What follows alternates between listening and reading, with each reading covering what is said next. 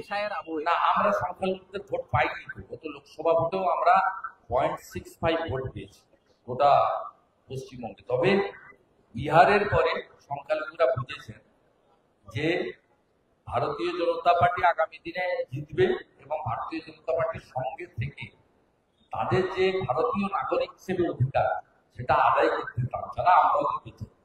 তারা এখন আমাদের বাইরে থাকতে চাইছেন না, একটা অংশ আমাদের সঙ্গে আসছে।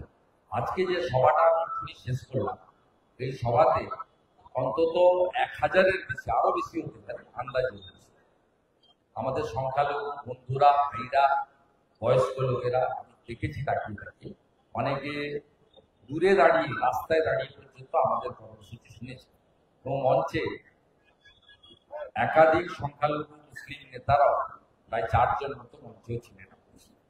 তারা বুঝেছেন যে দূরে থাকা মানেই বিচ্ছিন্ন থাকা, কাছে থাকা মানেই একসঙ্গে ভালো কাজ করা। তাই তারা আসছেন।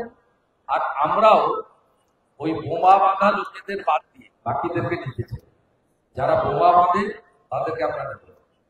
এসআইআর রুখতে মরিয়া তৃণমূল একাধিক ভিত্তিহীন অভিযোগ নিয়ে তারা কমিশনে যাচ্ছে। বলছে ইচ্ছাকৃতভাবে 150 থেকে 200 জন করে নাম বাদ দিয়ে দিচ্ছে কমিশনের সাইড থেকে।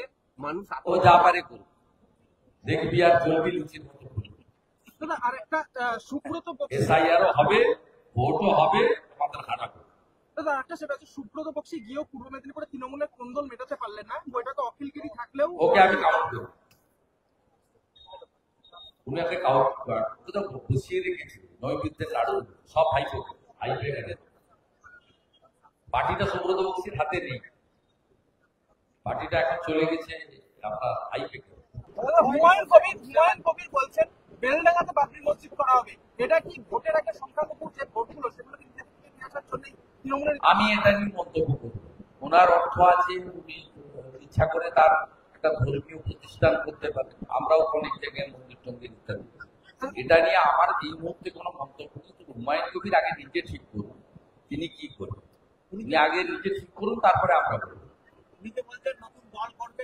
উনি বলেছেন, তারপরে আবার মমতা ব্যানার্জি ডিএম এর সঙ্গে মিটিং করেছেন, ফুল টুল দিয়েছেন।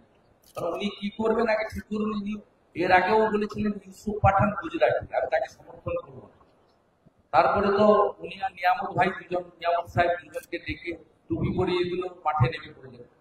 বললেন যে এই জেলাতে আমরা 70 ভাগ, হিন্দুরা 30 ভাগ, সবকে কেটে ভাগীরথীতে ভাগছি। তারপরে এখন বলছেন আমি বলতে চাইনি, আমাকে দিয়ে মমতা ব্যানার্জি সাম্প্রদায়িক কার্ড ফেলিয়েছে, তাই বলতে হয়েছে। উনি আগে নিজের স্ট্যান্ডটা ক্লিয়ার করুন, তারপরে আমরা আফাজ বাহিনীতে লোকেদের পেয়েছি, রাষ্ট্রবাদী মুসলিম, আর সঙ্গে আমাদের ভোট ব্যাংক আছে, আমরা একসঙ্গে কাজ করব। আমরা সুশাসন, বিকাশ, সুরক্ষা, রাষ্ট্রবাদের পক্ষে কাজ করব।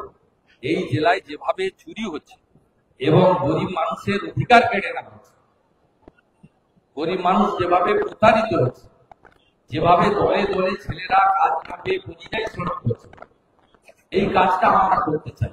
আমরা চাই তারা দলমত, বর্ণ, ধর্ম নির্বিশেষে ভারতীয় জনতা পার্টিকে শক্তিশালী করুক এবং নরেন্দ্র মোদীজি তার যত উন্নয়নের কাজ ভারতীয়দের জন্য করছেন, কোন একটা বিশেষ ধর্ম সম্প্রদায়ের জন্য করবেন। ডিসেম্বরে বাংলায় আসছেন প্রধানমন্ত্রী, 13 এবং 14 ডিসেম্বর তিনি আসছেন। আমি অফিসিয়ালি পাইনি, আপনার কাছ থেকে বলবো না। প্রধানমন্ত্রী এর আগে 4 বার এসেছে, জুলাই মাস থেকে আপনার অগস্ট মাসের শেষ পর্যন্ত, সেপ্টেম্বরের প্রথম সপ্তাহ পর্যন্ত 4 বার এই রাজ্যে। এই রাজ্যে উনি সবসময় আসেন, প্রত্যেকবারে গেছেন। এটা মিডিয়ার আপনাদের খবর হতে পারে, হঠাৎ করে আসছেন তা এমন কোনো বছর নেই এখানে প্রধানমন্ত্রী আসেন। প্রধানমন্ত্রী সব রাজ্যে যান, সব এলাকায় যান, সমস্ত উৎসবে যুক্ত থাকেন, সমস্ত মানুষের পাশে। মুর্শিদাবাদে গত 3 সপ্তাহে প্রায় 2000 পিস বোমা উদ্ধার হয়েছে মুর্শিদাবাদ পুরো জেলায়। নবগ্রামের একটা কেস এনআইএ হয়েছে, মুর্শিদাবাদে সবগুলো এক্সপ্লোসিভ একটা কেস হয়েছে। আমি অনুরোধ করছি এনআইএ এখানে কেসগুলো পিক আপ। এনআইএ হলেই এর পিছনে যে রাজনৈতিক চক্রান্ত আছে, তোলাবাজদের চক্রান্ত আছে প্রমাণ। গতকালই বড়বাতে 7 জন অ্যারেস্ট হয়েছে। তারা ব্যাংক ফ্রড, মোবাইল চুরি এবং নানা ধরনের চুরির সঙ্গে যুক্ত। এই বড়বাতে কোনো সাধারণ মানুষের নিরাপত্তা নেই। তার মধ্যে 4 জন বাংলাদেশি আর 3 জন বড়বাদ। এদের পিছনেও এখানকার তৃণমূলের শাসক দলের নেতারা রয়েছে, চুরি ডাকাতির ভাগটাও তৃণমূল কংগ্রেসের লোকদের কাছে পৌঁছে গেছে। দাদা, বাংলায় ফের নারী নিরাপত্তা নিয়ে প্রশ্ন উঠছে। এবার মহিলাকে কুপ্রস্তাব দেওয়ার অভিযোগ খোদ পুলিশ কর্মীর বিরুদ্ধে। বাঁকুড়াতে ধুন্ধুমার কাণ্ড ঘটেছে। মমতা বন্দ্যোপাধ্যায় নিজেই বলেছেন মহিলারা যেন রাত্রে না দেখে। মমতা ব্যানার্জি নিজেই বলেছেন মহিলাদের সুরক্ষা মহিলাদের দেখে নিতে হবে। তাই স্বাভাবিকভাবে এই রাজ্যের মহিলা মুখ্যমন্ত্রী, পুলিশ মন্ত্রী মহিলাদের নিরাপত্তা দিতে ব্যর্থ হন। সেই রাজ্যে তার পুলিশ কর্মচারীরা মহিলাদের উপর অত্যাচার করবে না, শিডিউল কাস্ট মহিলার উপর অত্যাচার করেছে বাঁকুড়াতে। অত্যন্ত বিচ্ছিরি ভাবে সেকেন্ড অফিসার অত্যাচার করেছে। আমি এটা নিন্দা করি।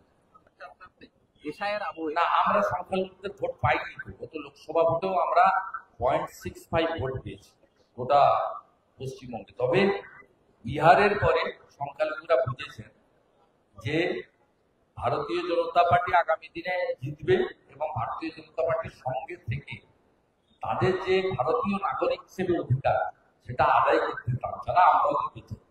তারা এখন আমাদের বাইরে থাকতে চাইছেন না। একটা অংশ আমাদের সঙ্গে আসছে। আজকে যে সভাটা আমরা শেষ করলাম, এই সভাতে অন্তত 1000-এর বেশি, আরো বেশি হতে পারে আন্দাজ হয়েছে।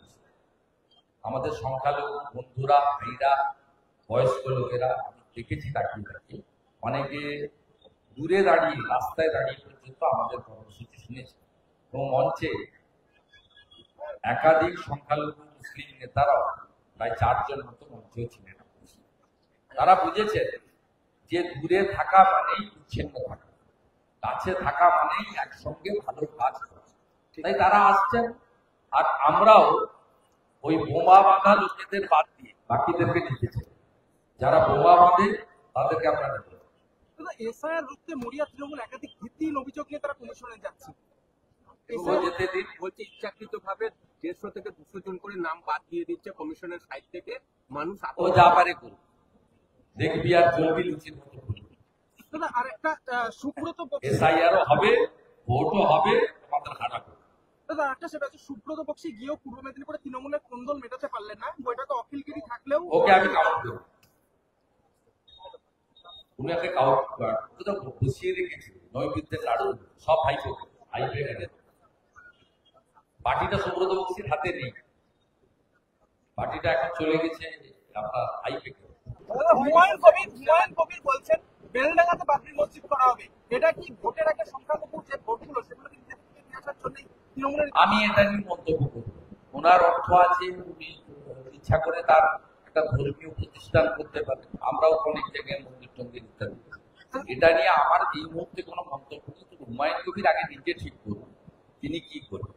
তিনি আগে নিজে ঠিক করুন, তারপরে আমরা করবো।